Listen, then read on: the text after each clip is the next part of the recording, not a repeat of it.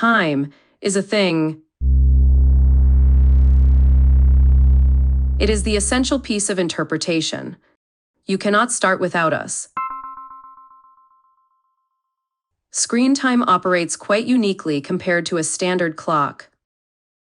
It's a realm of subjectivity where the specific finger you use and how you manipulate it, or even if you choose not to engage it at all, can influence the temporal experience. Keeping time, it's not small thing. It grants us the ability to modulate time's density. Your fingers serve as the gestures of a conductor, orchestrating this temporal symphony. Hi, I'm the one who always kicks things off.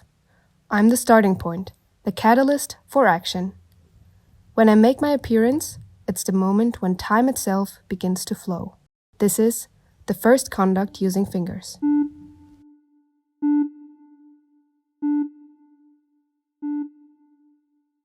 To be honest, that's it. I think achieving too quickly causes boredom. Hey there, I'm here too. Swipe down, the partner of swipe up. While I might not have the grand entrance of her, I'm the one for transitions and change. A turning point at any point, that's where I come in. A point of decision to take another action. Hey, it's my turn now. Scroll up and down. What's more important than starting is letting it flow. What you need at this time is not boredom, but stability. Boredom and stability have the same vibes. Still, some kind of routine is needed to make the time started last. It may seem meaningless and is not accompanied by strong emotions, but it persists. Isn't that what life is like? No, scrolling up is indeed a valid choice.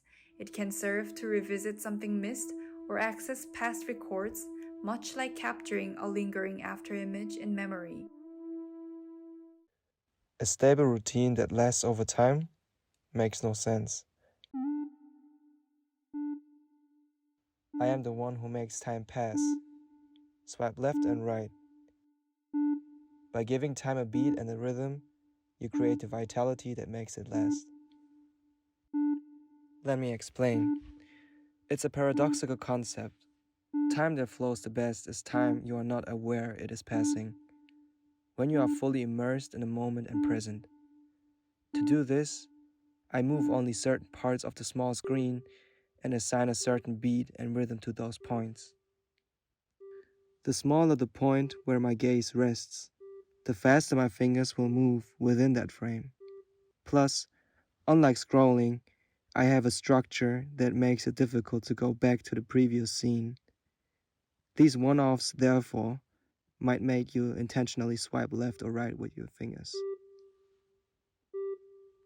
Hey there! Don't say some moments can never be retrieved. Just like conducting an orchestra, holding your breath, swinging both arms, and creating a unique sound with both hands. It's like using two fingers to unite 2 points in time, flawless in their harmony. Just like me. Take a screenshot. Thanks to that gesture, you can make irretrievable moment eternal. Even as you move on to new scenes, that very moment of yours will be forever preserved in a different dimension. Is it truly eternal just because it's stored in a different dimension? Even if you save that moment, it exists separately from the time that's currently flowing. This time is persisting right here on this line. I am zoom in and out. I believe we should focus on dealing with the present time, not the future. Instead of joining those two fingers as you did, reaching out with force on the screen. Just savor the moment.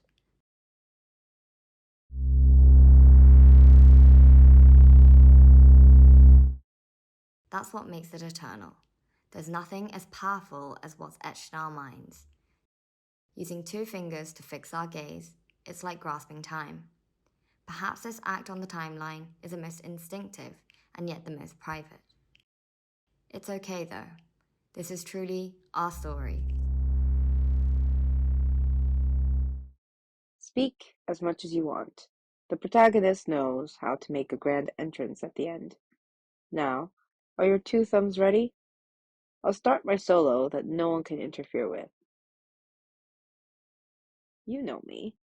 I'm typing, who exists alone, without any interruptions. Well, I'm one of the performers too, so occasionally I might mingle with all of you. Wondering why I ended up with a solo performance? I might say earnestness. It's an intricate art that requires consistent, wholehearted finger movements. It's because my two thumbs hold profound concentration, awakened consciousness, and the entirety of the heart. If you want to do this right, it's important to be earnest. In this act, the absence of love can be as potent as to evoke hurtful threats. Who knows? Maybe one day we'll be perfect for one another.